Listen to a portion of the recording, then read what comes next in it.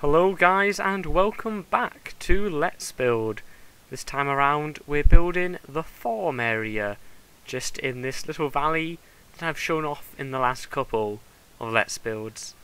Now, I had a brilliant idea from one of you guys, and they said that they suggested looking at the rice fields in China for inspiration on how to make a farm area look less flat and give it a bit more depth. And if you Google it, you'll see it has a very staggered effect, and I loved that effect. I had something in mind for that like myself, so I thought that was a brilliant idea, and that's what I did. You can see here I mapped out a bunch of different squares, and I really wanted them to seem random and unorganised. I wanted it to be as if the town didn't know what they were planning ahead of time. Here you can see me mapping out some areas for water to run through, but I thought to myself, how would town or village like this get water? And then it hit me. If we look in the background, there's a jungle, and for a jungle to be able to grow there must be a lot of rain. So with that in mind, I built a giant dome, semi-dome bowl structure up on this crest, this mountain face. It will collect the rainfall from the jungle nearby and store it so that it can be ran down into the farm area to irrigate all the plants. So you can see, change into a different type of wood to again add a bit more depth to the build. I built up with this dome structure. When I took a look at it, I thought it looked a bit unstable, so I added in some more support. You can see there with the dogwood upside down stairs. And then here I'm filling the inside with water and building a short little bridge out. If we knock out the water, you can see it start to stream down and fill these paths.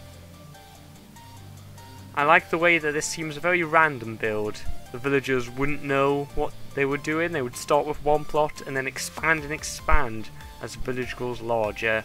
I think that came off really well in this build. So you can see now I'm running around with the diamond hoe, and now the seeds getting ready to plant up this area. When I thought about it, the only real vegetation plant crop that this village would have access to is the seeds from the tall grass around. So I turned all of the plots into wheat plots. As you can see now I'm running around with the bone meal to plant them all up.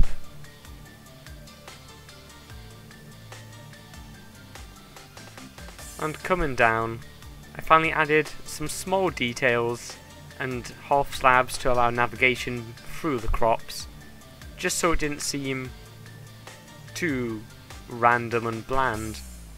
Give a bit of character. And there we have it, guys. Our village is starting to come along now, especially this farming area for windmill or farmer's house, and now our wheat fields. I'm very happy with how this turned out.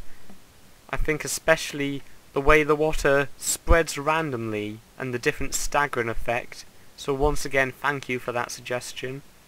And I think this area isn't finished yet by any means, but I feel really happy for the way we set out this farm. So it's very easy in Minecraft to have some very boring square flat farms that really aren't interesting.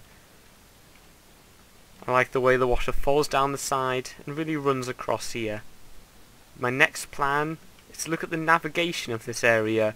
We have this cliff face, and I plan to use it in the navigation of linking the windmill, the farm and the farmer's house together.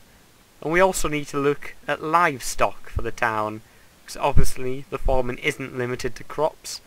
There will be many animals grazing, like here we see some pigs.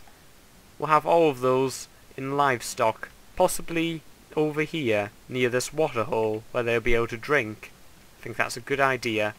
So in the next episode we'll be looking at the livestock and the navigation of this part of the town, and then we'll be coming over here to build the rest of the town, the houses, maybe a woodcutters. I'm not sure, guys. I want you guys to leave comments and tell me what you think should be built over here to finish off this small town. So as usual, thank you for watching. If you want me to make more and continue doing this series, hit a like so I know that it is being enjoyed by you guys. Or in the opposite, if you don't like this series, hit a dislike. Let me know you want me to stop. And leave any suggestions you have in the comments below. Thank you for watching, and I'll see you guys next time.